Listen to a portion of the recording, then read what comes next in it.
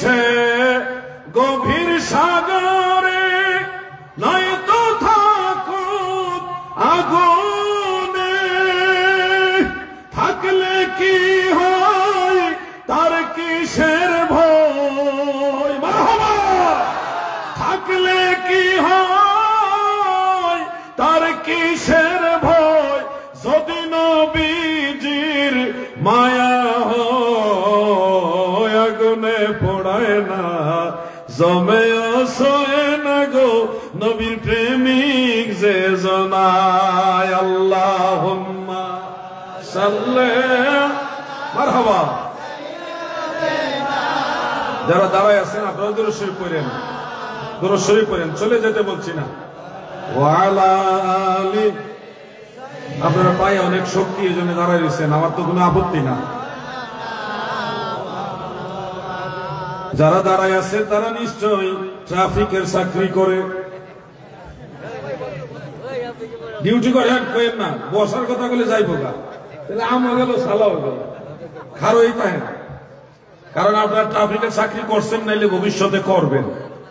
এই বাঁশির আওয়াজ, ভ্যান গাড়ির টিনিং টিনিং, গাড়ির ক্যাতকুত পেতপুত, আবার বাড়িতে বেগম সাহেবার ক্যাতকুত, সব মিললে আপনাদের জিন্দিগিটাই তো তেনা তেনা।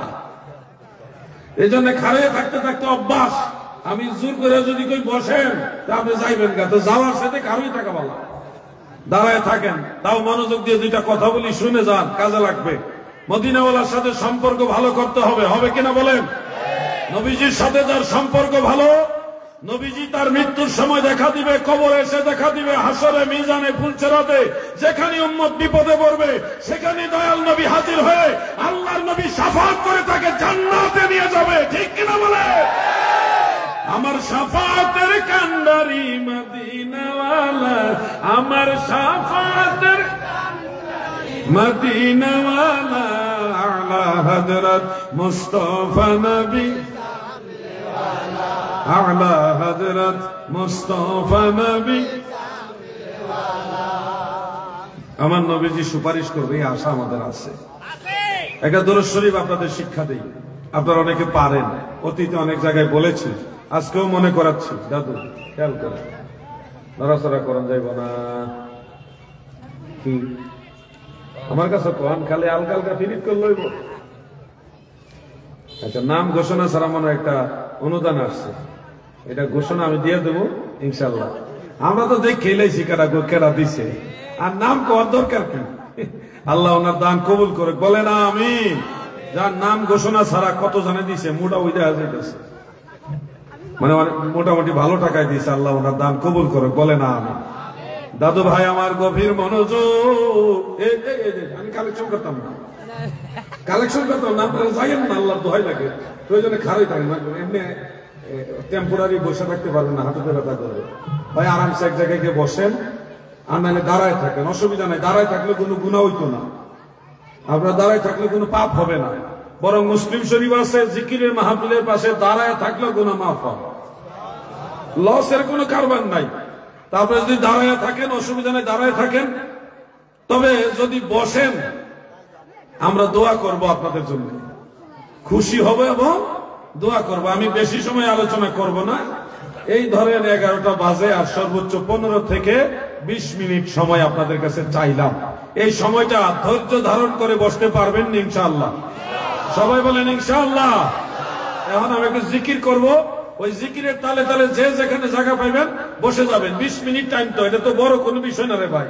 20 মিনিট টাইম বসে যান, যেদিকে জায়গা পান ওখানে বসে যান, একটু জিকির করুন। লা ইলাহা ইল্লাল্লাহ, লা ইলাহা ইল্লাল্লাহ, লা ইলাহা ইল্লাল্লাহ, লা ইলাহা ইল্লাল্লাহ। পড়ুন হাসবি রাব্বি জাল্লাল্লাহ, মাফি আহমুর মুহাম্মদ সাল্লাল্লাহু, লা ইলাহা ইল্লাল্লাহ, জোরে লা ইলাহা ইল্লাল্লাহ, লা ইলাহা ইল্লাল্লাহ, মহব্বতে লা ইলাহা ইল্লাল্লাহ লা ইলাহা ইল্লাল্লাহু মুহাম্মাদুর রাসূলুল্লাহ সাল্লাল্লাহু আলাইহি ওয়া আলিহি ওয়া সাল্লাম। নবীর নাম শুনে সুমা খাইছি না? আমাদের অনেক ভাইদের হয়তো এটা পছন্দ হইব না, তবে এটা বেদাত বেদাত করছে। অথচ কিতাবে লেখা আছে এটা মুস্তাহাব, সোয়াবের কাজ, নবীর মহব্বতের কাজ। মারহাবা কর। আর ওনার কাছে বেদাত। আমরা পাইছি হাদিসে আছে হযরত আবু বকর সিদ্দিক রাদিয়াল্লাহু আনহু নবীজির পাশে বসা। ঠিক ওই সময় হযরত বিলাল আযান দিচ্ছে। আযানের সময় যখন বলেছে আশহাদু আন্না মুহাম্মাদার রাসূলুল্লাহ, তখন আবু বকর সিদ্দিক এই বৃদ্ধাঙ্গুলির নখে চুমা খেয়ে চোখে লাগাইছে। দুইবারই এরকম আমল করছে। একবার কইছে সাল্লাল্লাহু আলাইকা ইয়া রাসূলুল্লাহ, আর দ্বিতীয়বার বলছে কুররাতু আইনি বিকা ইয়া রাসূলুল্লাহ। দুইবারই তিনি আমলটা করলেন। আযান শেষ হওয়ার পরে দয়াল নবী বলেন মান ফাআলা মিসলা মা ফাআলা খলিলি হাল্লাত আলাইহি শাফাআতি। ও আবু বকর, তুমি যে আমল করেছো, আমার উম্মতেরা কেউ যদি এরকম আমল করে তাকে শাফাআত করে আমি রাসূলুল্লাহ আমার পিছে পিছে জান্নাতে নিয়ে যাব। সুবহানাল্লাহ। ইমামুল হারামাইন মুল্লা আলী কারি রাহমাতুল্লাহ আলাইহি আসরারুল মারফুআ বিআখবারিল মাওদুআ, সেই কিতাবের মধ্যে এই হাদিস শরীফ সম্পর্কে লিখেন কুলতু ওয়া ইযা সাবাতা রাফউহু আলা সিদ্দিক ফায়াকফিয়াল আমালু বিহি। আবু বকর সিদ্দিক থেকে যেহেতু মারফু ভাবে এটা সাহাবে প্রমাণিত হয়ে গেছে, আমল করার জন্য এটাই যথেষ্ট। সুবহানাল্লাহ বলেন। পাইলে নিরালাই গো নবী, পাইলে নিরালাই, পাইলে নিরালাই গো নবী, আমি নূর কদমে চুমা খাবো, পাক কদমে চুমা খাবো, চরণ ধুলি মাখবো গায়ে। পাইলে নিরা, বলেন না বলেন, আহা পাইলে নিরালাই গো নবী। ওই যুবক ভাইরা, কত গান তো গাও তুমি, নবীর মহব্বত নিয়ে এই গজলটা গাও না। দেখবা মদিনার কামলিওয়ালা নবী একদিন স্বপ্নে যুগাইসা দেখা দিয়ে দিছে। তুমি নিরলে নিবৃত্তে একাকী আল্লাহ হাবিবকে পাইবা, তখন তুমি অন্তর দিয়ে নবীজির কদম মোবারকে চুমা খাইবা। সেই আশায় তুমি গাও না পাইলে নিরালাই গো নবী। আবার বলুন পাইলে নিরালাই গো নবী, আমি নূর কদমে চুমা খাবো, পাক কদমে চুমা খাবো, চরণ ধুলি মাখবো গায়। পাইলে নিরালাই গো নবী। মাশাআল্লাহ, পাইলে নিরালাই গো নবী। আমার দয়াল নবীজির নাম মুবারক শুনে চুমাকে চোখে মাসে করাটাকে যারা বিদআত বলে তাদের দলিল অনেক বড় দলিল। এটার নাম হলো কিতাবুল আন্দাজ। এটা অনেক বড় দলিল না? কোরআন হাদিসে নাই। বিদআত কোরআন হাদিস ইজমা কিয়াস মুস্তাহিদের ফতোয়ার মধ্যে নাই, আছে কিতাবুল আন্দাজে। অনুমানে চালাইতেছে আর কি বিদআত, পাইকারি ফতোয়া। এই বিদআতের ভয় দেখায় আমাদের সমাজে অনেক কিছু তুলে দিচ্ছে, বন্ধ করে দিচ্ছে। আমি 2-3টা বিদআতের কথা বলি যে বিদআতগুলি সবাই করে। আমি কি বলবো? ওনারা কি বাপ বেটা জায়গা?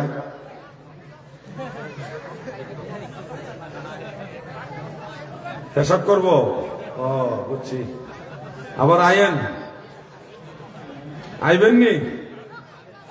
আইবেননি কই আজান 20 মিনিট চাইছি, আবার উড়ে পেশাব করে। যে এই ফুলার দিয়ে হলি পেশাবে ধরে কয়দিন করে ডায়াবেটিস ধরে লেগে। 20 মিনিট কি শেষ হয়ে গেছে নাকি? কয় মিনিট গেছে? মাত্র 4 মিনিট গেছে।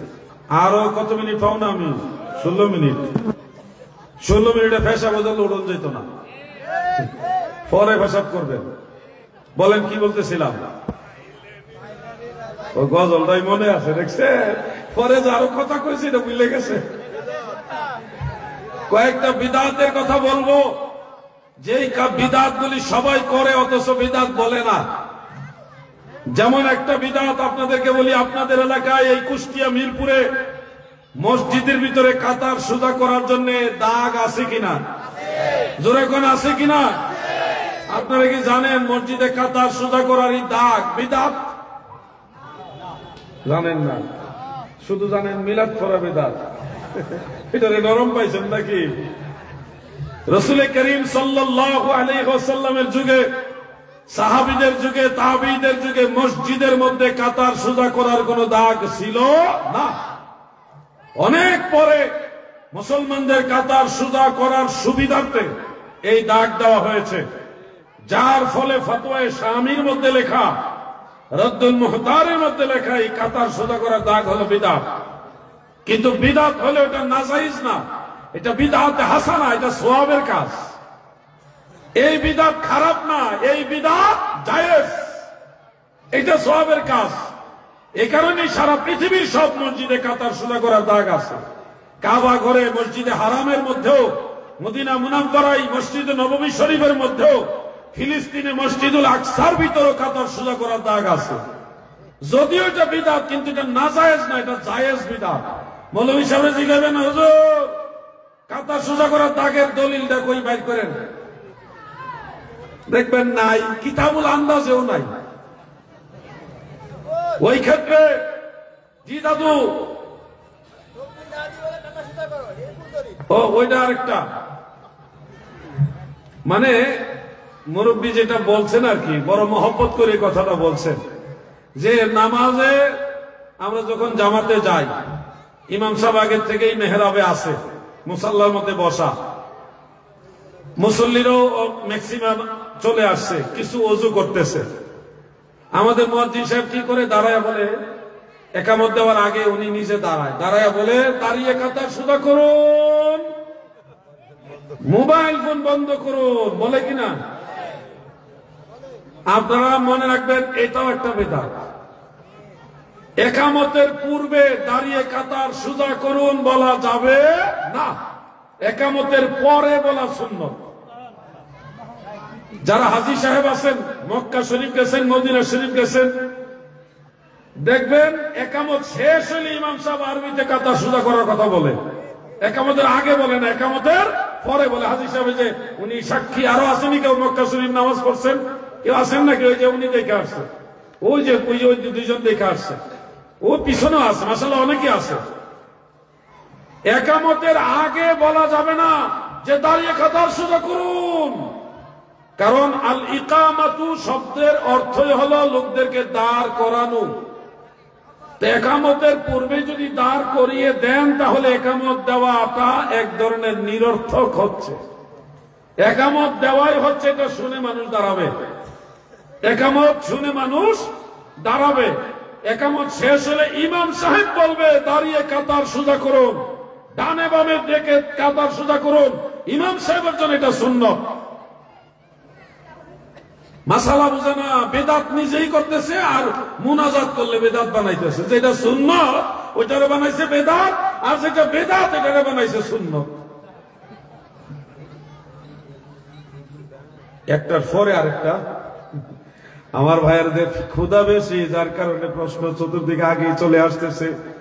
টাইম হইল 20 মিনিট, চলে গেছে 9 মিনিট, বাকি আছে 11 মিনিট। এই 11 মিনিটের মধ্যে আমি আমার দাদু ভাইয়ের প্রশ্নের উত্তরটাও সংক্ষেপে দিয়ে দিচ্ছি। আমার আলোচনার অনেক বাকি আছে, সেগুলি কিছু কিছু বলবো ইনশাআল্লাহ। আমার এই দাদু ভাই যেটা বললেন সেটা হলো, একামতের আগে বলা যাবে না দাঁড়িয়ে কাতার সোজা করুন, এই কথা বলতে হবে একামত শেষ হইলে, এটাই সুন্নাত। প্রিয় ভাই আমার দয়াল নবীজি একামতের কোন সময় দাঁড়াতেন, এই ব্যাপারে অনেকগুলো রওয়ায়াত আছে।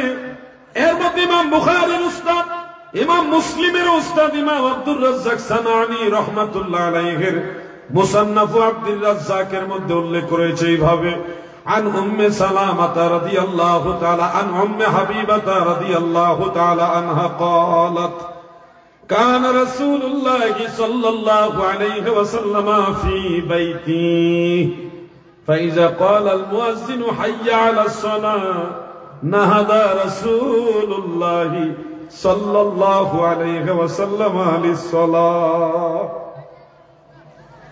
নবীজির স্ত্রী হযরত উম্মে হাবিবা বলেন, আমার দয়াল নবীজি আমার ঘরে অবস্থান করত। যখনই মুয়াজ্জিন ইকামতের মধ্যে হাইয়া আলাস সালাহ বলতেন, তখনই আমার দয়াল নবীজি দ্রুত গতিতে গিয়ে নামাজের কাতারে গিয়ে ইমামতির মুসাল্লায় দাঁড়াতেন। অন্য হাদিসে আছে হযরত আনাস ইবনে মালিক, হযরত ইমাম হুসাইন রাদিয়াল্লাহু আনহুমা তিনারা বর্ণনা করেছেন, আব্দুল্লাহ ইবনে ওমর থেকে রওয়ায়াত বর্ণিত, যখন মুয়াজ্জিন কদ কামাতিস সালাহ বলতেন, তখন আমার দয়াল নবীজি নামাজে দাঁড়াইতেন। আর আমাদের দেশের হুজুরে মিলাদ পড়ারে বানাইছে বেদাত, আর নবী যেটা করে নাই ওইটারে বানাইছে সুন্নাত। মানে যেটা বেদাত এটারে বানাইছে সুন্নাত। আমি আপনাদের স্পষ্ট করছি, আপনাকে ধন্যবাদ। এই প্রশ্নটা হঠাৎ করে বলছেন, আপনি মুরব্বী বিদায় আমি প্রশ্নটা নিয়ে নিয়েছি, সবারটা নিব না। বাবার বয়সে মুরব্বী, আপনারটা আমি গ্রহণ করেছি। আপনার মাধ্যমে 10টা মানুষ এই মাসালাটা জানলো। নামাজে যাবেন, ইমাম সাহেব যদি আগের থেকে মুসাল্লায় হাজির থাকে তাহলে বসে যাবেন, কাতার সোজা করে কাতারের মধ্যে বসে থাকবেন। যখন হাইয়া আলাস সালাহ বলবে তখন দাঁড়াবেন, এটাই সুন্নাত। ফতোয়া আলমগীরের মধ্যে, ফতোয়া শামির মধ্যে মাসালা আছে। কোন আলেম এটা অস্বীকার করতে পারবে না। যে আলেম ইকামতের আগে দাঁড়ায় যায়, হেও জানে হাইয়া আলাস সালাহর সময় দাঁড়াইতে হবে, এটা কিন্তু সেও পড়াইছে। শরহে বেকার মধ্যে মাসালা আছে, হেদায়ের মধ্যে মাসালা আছে, উনিও কিন্তু এটা পড়েই আছে। কিন্তু ওই সমাজে চলতেছে, ওই চলার ঠেলায় মানুষ আগে তারা করছে, আমরা করতেছি, মিললে দিলে আগে দাঁড়িয়ে কাতার সোজা করে নতেছে না বিদআত। ভাইজানি কি তা কইছিলেন? মানে মানুষ মারা গেলে, মানে আজকে প্রশ্ন ডাইরেক্ট ঢুকে গেছে মাঝখানে, বুঝছি। ওয়াজের ভিতরে যেহেতু প্রশ্ন চলে আসছে, আসেন আমরা ডাইরেক্ট প্রশ্নের মধ্যে যাইগা। একটু জিকির ইসমে জাত আল্লাহ আল্লাহ আল্লাহ আল্লাহ জোরে জিকির করেন। যুবক ভাইরা, আপনাদের জিকিরটা একটু ভালো চাই। আল্লাহ আল্লাহ আল্লাহ আল্লাহ। মা বোনেরা গুনগুনায় জিকির করেন, আল্লাহ আল্লাহ। সাদের জীবন বিফলে গো সোনার জীবন বিফলে, নবী আপনাই না পাইলে, আল্লাহ আল্লাহ আল্লাহ। সাদের জীবন বিফলে গো সোনার জীবন বিফলে, নবী আপনাই না পাইলে, আল্লাহ আল্লাহ আল্লাহ আল্লাহ। কোরআনে শুনেছি আমি গুনাহগারের বান্ধব তুমিও, আল্লাহ আল্লাহ। হাদিসে শুনেছি আমি গুনাহগারের বান্ধব তুমিও, আল্লাহ আল্লাহ আল্লাহ। পিলায়ো কাউসারের পানি ময়দানে হাসরে, নবী আপনাই না পাইলে, আল্লাহ আল্লাহ আল্লাহ আল্লাহ।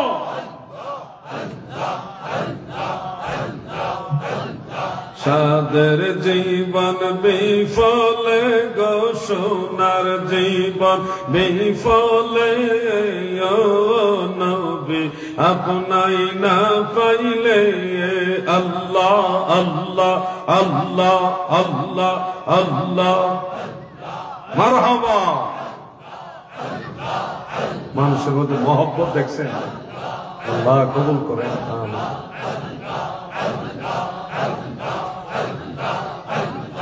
লা ইলাহা ইল্লাল্লাহু মুহাম্মাদুর রাসূলুল্লাহ সাল্লাল্লাহু আলাইহি ওয়াসাল্লাম। যুবক ভাইদেরকে একটা অনুরোধ করি,